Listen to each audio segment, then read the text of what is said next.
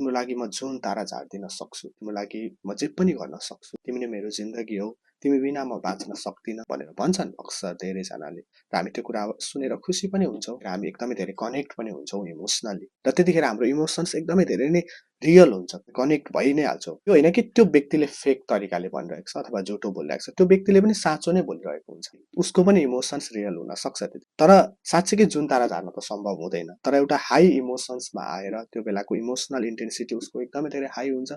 उसले भनिदिन्छ एक प्रकारले, म तिमीलाई माया गर्छु यति धेरै, महसुस गराउन पनि भनेको हुन्छ। त्यो मोमेन्टको लागि त्यो साँच्चीकै पनि हुन सक्छ।